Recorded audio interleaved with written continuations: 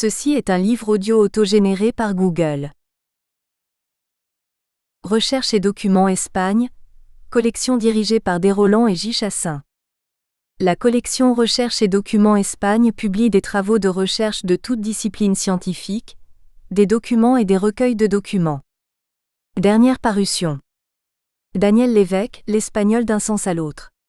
Équivalence expressive entre le français et l'espagnol, 2020. Ander Audikana, la politisation des trains à grande vitesse en Espagne, 1986 à 2001. Le Léviathan n'était qu'une sirène, 2016. Lucie Lavergne, Espace et rythme en poésie. 6 visages de la poésie hispanophone du XXe siècle, 2014. Alicia Fernandez Garcia, Melilla, Mosaïque culturelle. Expérience interculturelle et relations sociolinguistiques d'une enclave espagnole, 2014. Thierry Galis, Guérilla et contre-guérilla en Catalogne, 1808 à 1813, 2012. Elisabeth Delru, Voyage ou séjour d'écrivains espagnols en Europe au tournant du siècle, 1890 à 1910, 2012. François-Marie, Eau et développement en Espagne, politique et discours, 2012. Gauthier Michel, Federico Garcia Lorca, Le romancero gitano, 2011. Bottin Béatrice, José Martín Recuerda aux prises avec l'histoire, 2011.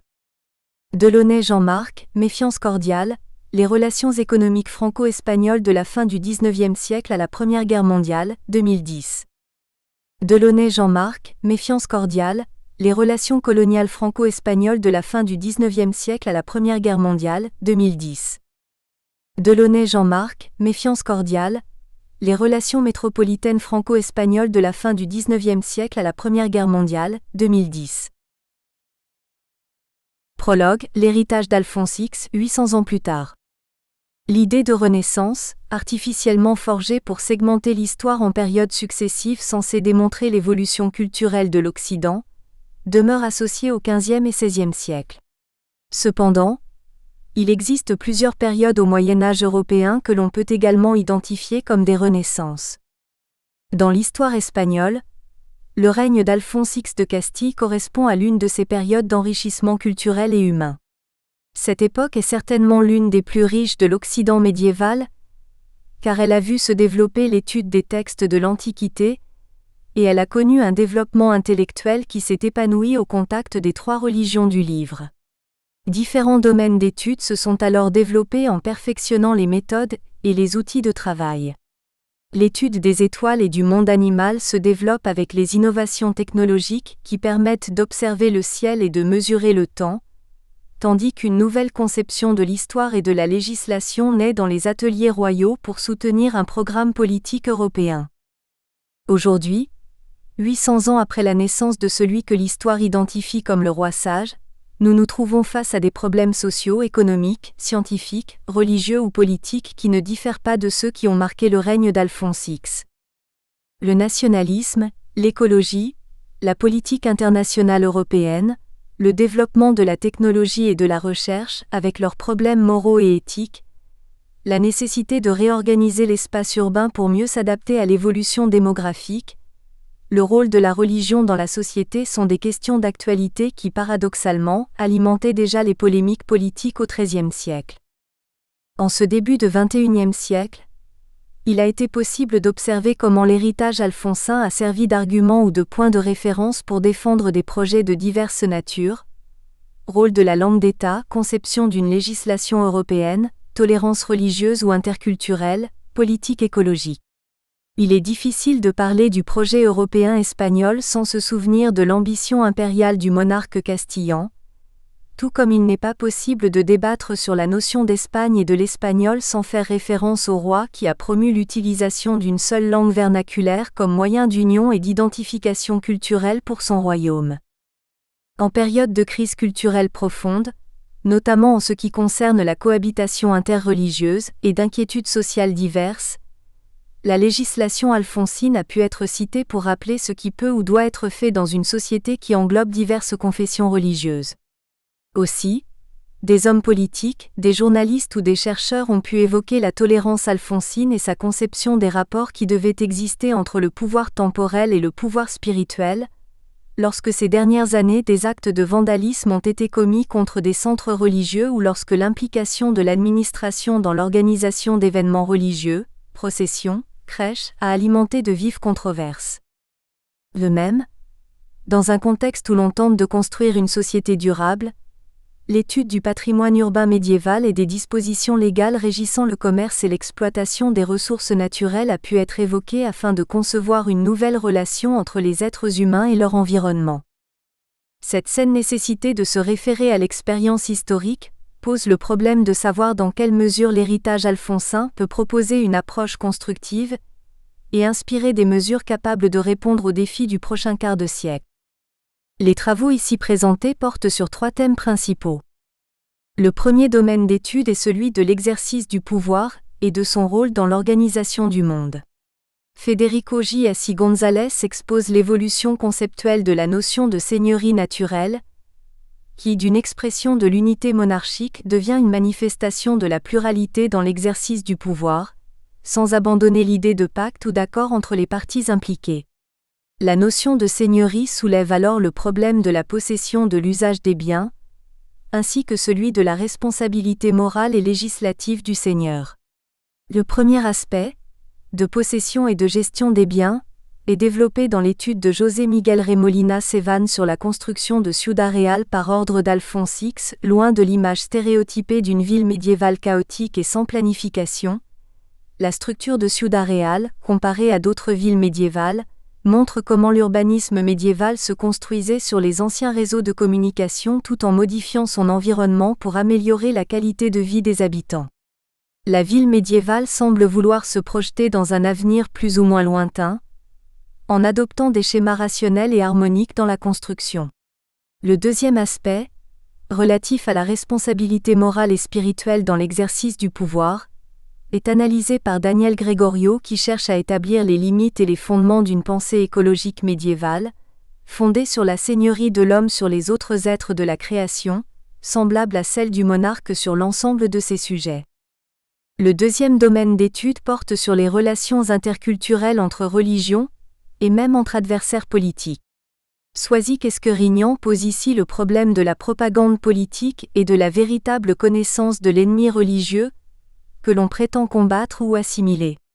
S'appuyant sur la représentation de Mahomet dans l'historiographie alphonsine, son étude dévoile les mécanismes classiques qui alimentent le rejet de l'étranger et sa perception stéréotypée, mettant en évidence des craintes et des arguments qui s'apparentent à ceux provoqués actuellement par l'immigration massive vécue en Europe. Ce point de vue est complété par l'étude de Marcelo E. Fuentes qui analyse le discours politique contenu dans les Cantigas de Santa Maria par lequel le roi sage visait à établir sa supériorité morale et juridique sur les musulmans. Selon l'auteur, le discours alphonsin s'articule sur des arguments ou des convictions semblables à ceux qui ont pu motiver le colonialisme européen. L'interprétation des faits historiques qui est observée tant dans la production historiographique que religieuse d'Alphonse X, met en évidence l'existence d'un discours politique qui souvent modifie la réalité de ce qui s'est passé. La manipulation de l'histoire comme arme politique est analysée par Joan Puig d'Angola, en examinant la réaction du roi sage à l'accusation de blasphème, une notion qui continue de soulever aujourd'hui de rudes débats politiques et sociaux. Le dernier domaine d'étude abordé par les articles qui composent ce volume est celui de la transmission culturelle et de la pérennité de techniques ou d'inquiétudes intellectuelles qui indiquent comment les époques postérieures pouvaient trouver dans le règne alphonsin une partie de leur propre origine. Adrián Arlegaspi propose ici une étude paléographique de documents alphonsins, pour établir si la calligraphie utilisée à la cour du roi sage manifeste une évolution dans la fonctionnalité matérielle de l'écriture qui s'est fait sentir dans les siècles suivants. Cet héritage paléographique est complété par un héritage intellectuel qui, selon l'article de Laure Gontier, exprime déjà la naissance d'un humanisme médiéval sous Alphonse X et qui se développe pleinement dans l'œuvre d'Henri d'Aragon, dévoilant une continuité intellectuelle dans les préoccupations scientifiques ou spirituelles à travers les siècles. Daniel Gregorio. Prologo, El legado Alfonsi, 800 años después. La idea de renacimiento, forjada artificialmente por una voluntad de segmentar la historia con el fin de representar una evolución cultural, se asocia generalmente a los siglos XV a XVI. Sin embargo, existan varios periodos anteriores, en la Edad Media Europea, que pueden ser igualmente identificados como renacimientos. En la historia española, el reinado de Alfonso X de Castilla corresponde a una de estas épocas de enriquecimiento cultural y humano. Rico renacimiento puede incluso presentarse como uno de los más ricos y completos, pues no solo significó el estudio de los textos de la antigüedad, sino que también vio florecer el enriquecimiento intelectual que provoca el contacto intercultural entre las tres religiones del libro, el desarrollo científico de todo lo que se refiere al estudio de los astros o del mundo animal, tanto en el campo de la mecánica como en el de la observación directa, y una nueva concepción de la historia y de la legislación.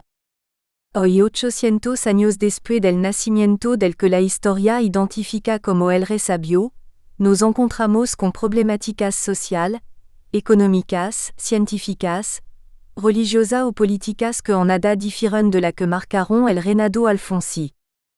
Los nacionalismos, la ecología, la política internacional europea, el desarrollo de la tecnología y de la investigación, con sus problemáticas morales y éticas, la necesidad de reorganizar el espacio urbano para adaptarse mejor al desarrollo demográfico, el papel de la religión en la sociedad son temas actuales que paradójicamente, ya alimentaban las polémicas políticas en el siglo XIII.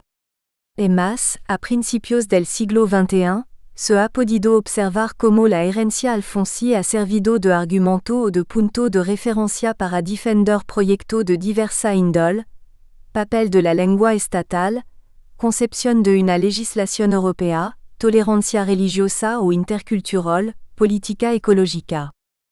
Es difícil hablar del proyecto europeo español sin recordar la ambición imperial del rey, de la misma forma que no se puede desarrollar un debate sobre la noción de España y del español sin referirse al rey sabio que promovió el uso de una lengua vernácula única como medio de unión y de identificación cultural para su reino.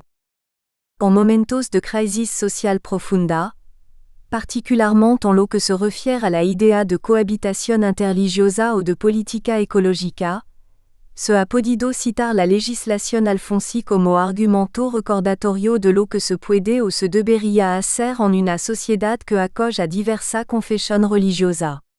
De la misma forma, al verificarse actos vandálicos puntuales contra centros religiosos o desarrollarse polémicas sobre la implicación de la administración en la organización de manifestaciones religiosas, procesión, belenes, se ha podido evocar la existencia de la tolerancia alfonsí y del papel que podían mantener el poder temporal y el espiritual.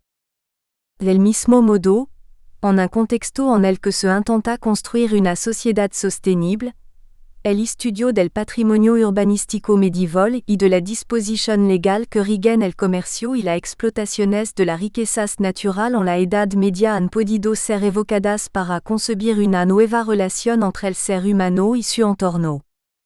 Esta sana necesidad de referirse a la experiencia histórica plantea la problemática de saber justamente, en qué medida el legado alfonsí puede proponer un punto de vista constructivo o inspirar medidas aptas para responder a los desafíos del próximo cuarto de siglo.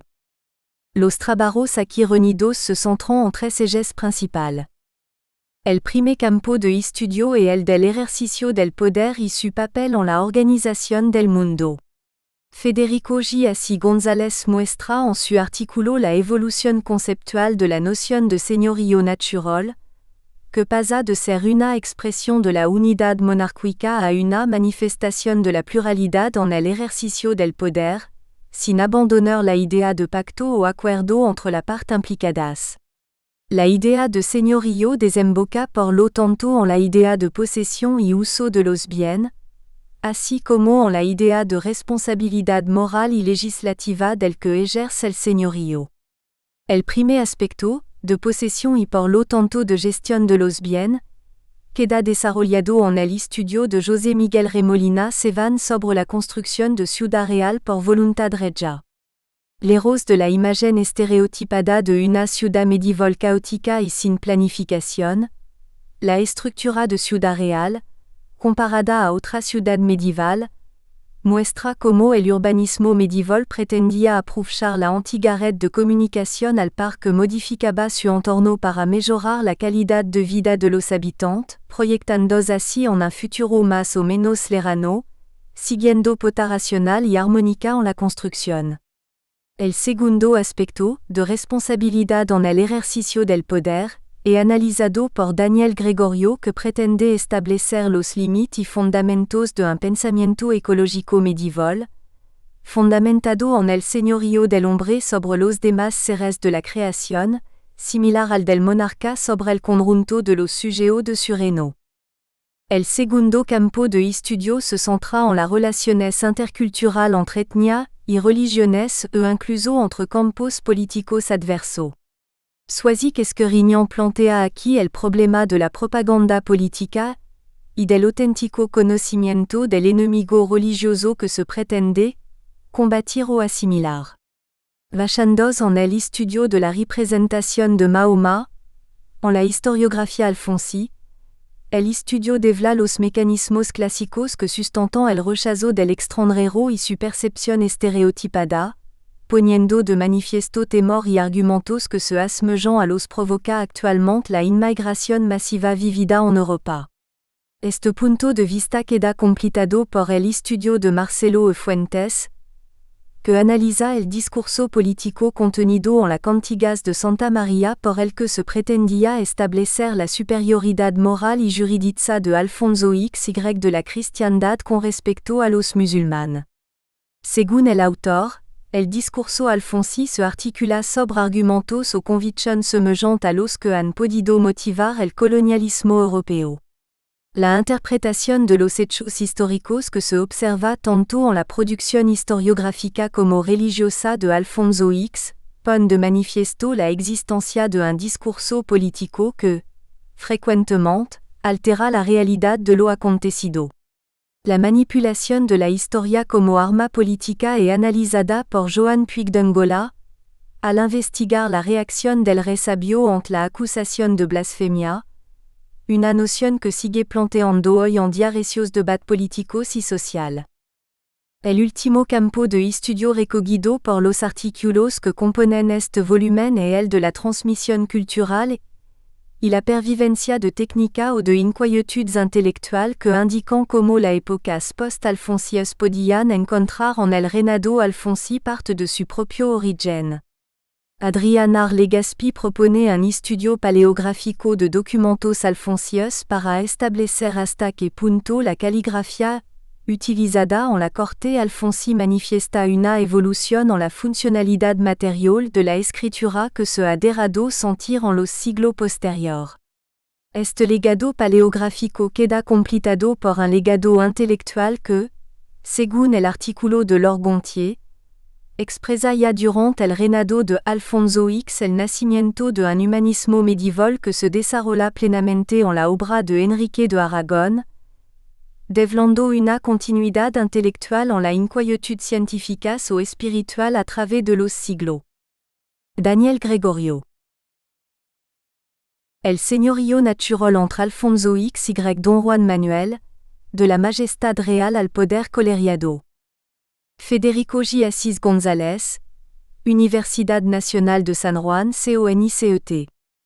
El reino pensado por Alfonso XY plasmado en la partida no habría podido sostenerse en el plano teórico sin la noción de señorío natural, que colocaba al vínculo con el rey en un plano superior. Si bien este término no fut de acuñación alfonsí, puis ya se encontraba presente en textos literarios e historiográficos de los siglos XII y XIII, la lectura que de él hizo su scriptorium resultó clave para vincularlo con el de majestad. Aunque en el presente artículo no abordaremos tal concepto, si analizamos la forma en que el legado alfonsí fut recogido y relaborado por su sobrino, Don Juan Manuel, como clave de un sistema político alterno. En principio, El señorío natural Juan Manuelino debe pensarse como un pacto, un vínculo sancionado por el tiempo en el que el señor y aquellos sometidos a él tenían obligaciones mutuas. Pero para Don Juan, no existía un único señor natural, sus obligaciones competiana, todos los señores que son tenidos de pensar y meter en obra toda la cosa que son pro de la SSUS tierra. Los señor natural debían acrecentar su vínculo, realizando obras que evidenciasen la confianza y el amor hacia sus natural, haciéndole el bien y no menguando o quebrantando fuero, leyes, privilegios, usos y costumbres. Asumiendo su rol de señor natural, en el ordenamiento dado a la villa de Peñafiel, 1345, resolvió otorgar oficios importantes a los natural de su villa, alcalde y alguacil, como forma de demostrar su confianza hacia ellos, además de dar parte de sus rentas a los caballeros para que se armasen adecuadamente en la defensa de la villa y su terminó. Procurando su bien, reguló el comercio, dio norma de salubridad y estableció castigo contra la rapiña de huertos y viñas. Por último, prohibió la venta, fuera de la villa, de cuero de cabra cordovan en remembrasa de VSO y de costumbre, para garantizar a los zapateros la abundancia de este material, y mandó respetar los privilegios de los reyes de yo vengo, dados a los caballeros y a sus dueñas viudas. Don Juan era, en sus propios términos, un señor natural y actuaba en consecuencia. Pero, ¿qué significaba tal noción en su sistema de pensamiento? Menos de un siglo antes, Alfonso X recurrió a ella para definir su condición de rey.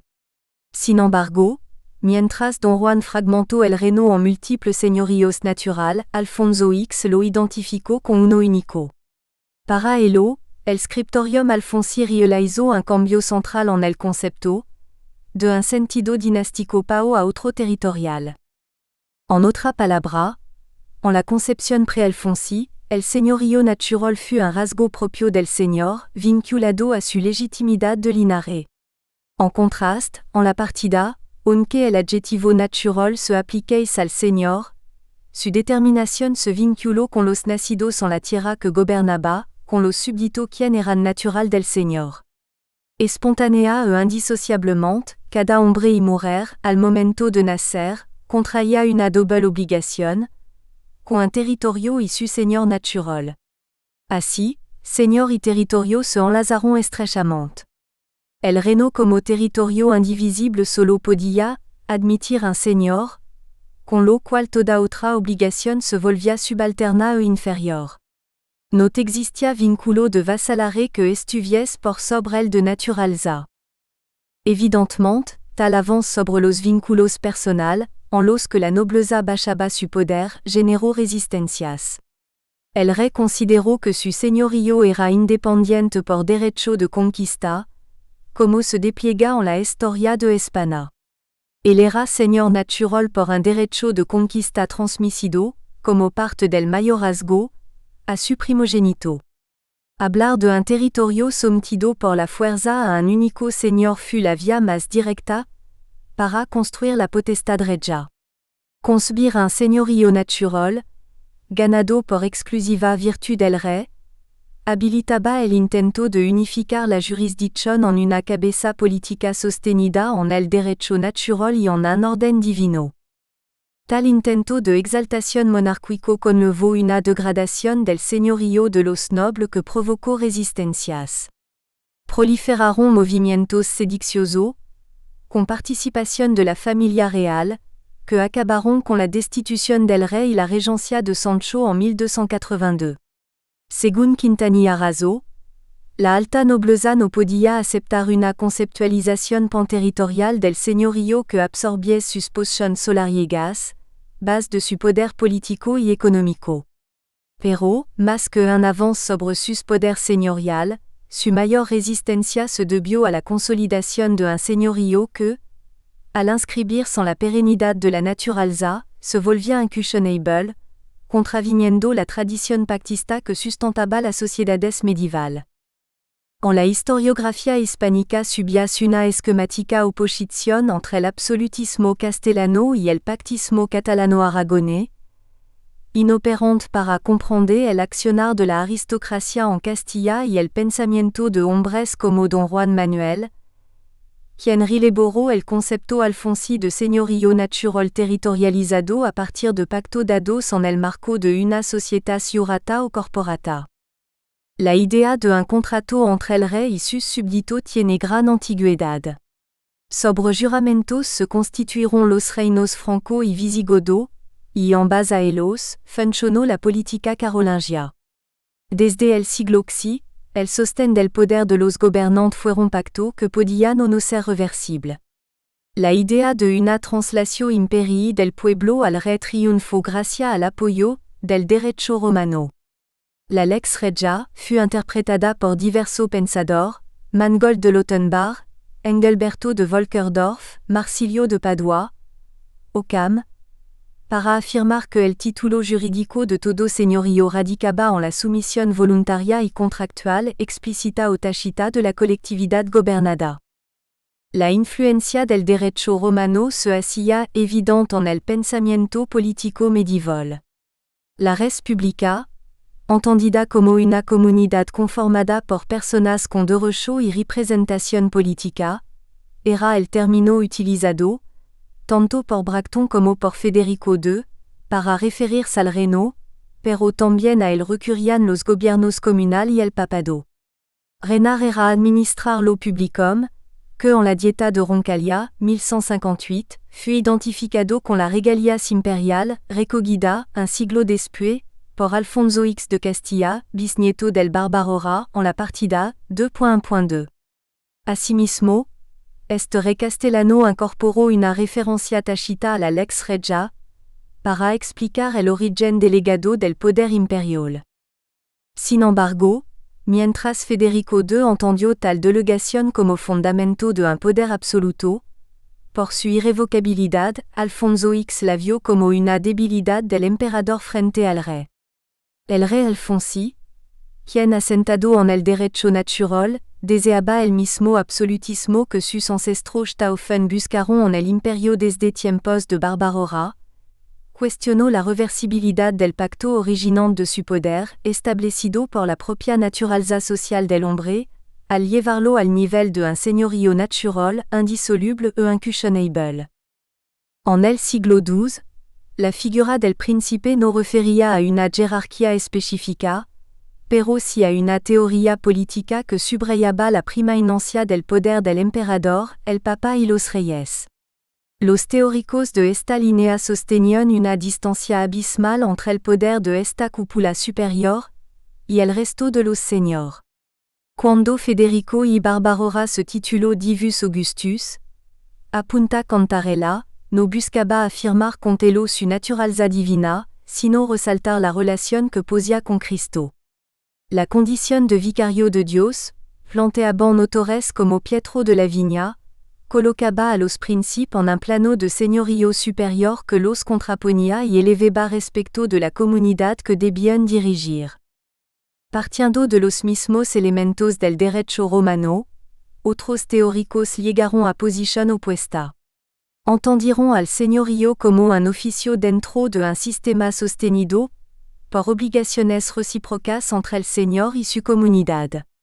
La traslación imperii de la lex regia habría sido una concesión de un oficio y un uso al emperador, pero el imperium continuó radicando en el pueblo romano.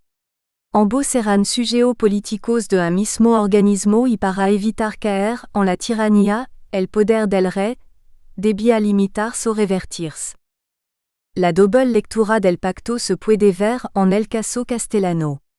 Ali funcionó como un sistema de garantía para la monarquía frente a los conflictos con la aristocracia y la ciudad, ante la pérdida de efectividad de los vínculos feudales y en última instancia, frente a la indeterminación de su legitimidad.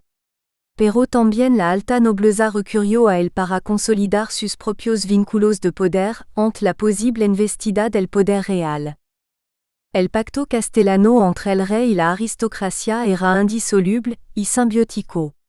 Sin embargo, ello no implicó que los segundos estuviesen sometidos al primero de forma irremediable.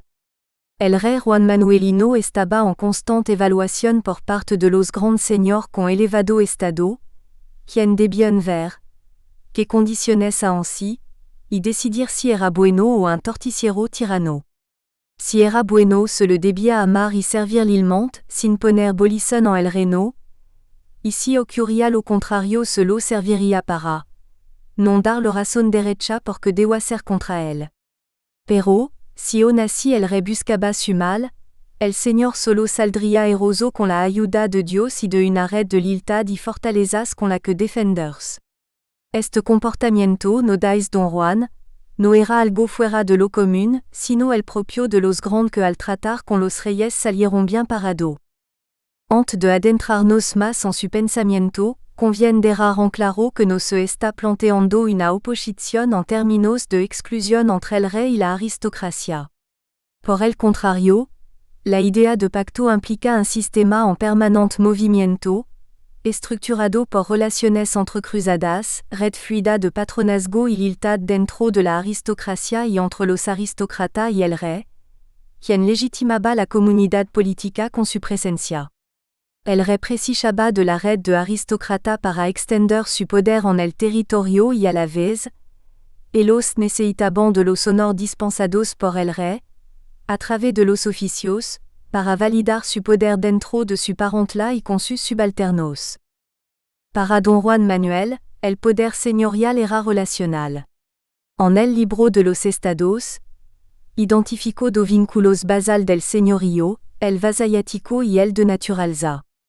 Los duques eran los primeros señores que asumían la condición de vasallos y natural.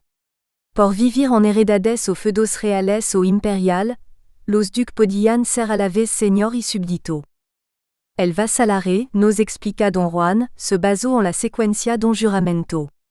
Por el bienfecho recibido, el vasallo quedaba sometido a castigo por su incumplimiento, en tanto no lo revirties con un besamano de despedimiento. Por su parte, el natural podía serlo, de algún rey o de algún señor, y soporta las mismas obligaciones que un vasallo pero con un carácter agravado, similar al sistema del homenaje religio. La misma lógica se aplicaba a la inversa, sobre el señor. Con el vasallo, este debía cumplir con el bienfecho prometido, el don que originó el vasalare, el cual no podía arrebatar arbitrariamente, sino por razón reconocida públicamente como justa. Gelo de quitar, cortal merecimiento o cortal hierro, que entiendan todos los que lo supieran que lo faz con razón y con derecho. Por otro lado, con sus natural dais don Juan, debía obrar con mayor justicia para honrar la fidelidad de aquellos que no podían fallar.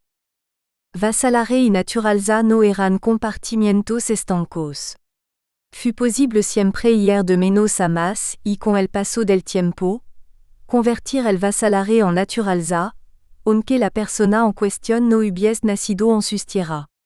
Como afirmaban los antiguos, el luengo veeso se torna en naturaleza, que tan fuerte cosa que se non puede desfazer, por ende, tienen que el mayor dodo que est entre los homnes que la naturaleza. Ligazón que se propiciaba con el buen servicio del vasallo y el reconocimiento a su lealtad por parte del señor. El premio al servicio prestado era mantener el enfedamiento entre los herederos del vasallo, dando lugar al nacimiento de un vínculo de naturaleza. Los fieros que fincan con los señores en el estado de sus padres y de sus abuelos, habían que notion vuestro natural de la vuestra heredad, ya el luengo tiempo y el luengo uso, que non saben nin conocen al, sino lo vuestro, le faz vuestro natural. Era el vínculo personal, entre que el territorio, lo que hacía nacer el de naturaleza, basado en la inmemorial unión entre dador y receptor. En consecuencia, existían en el reino tantos señor natural como poseedor de una heredad poblada de nativos o de enfeudados.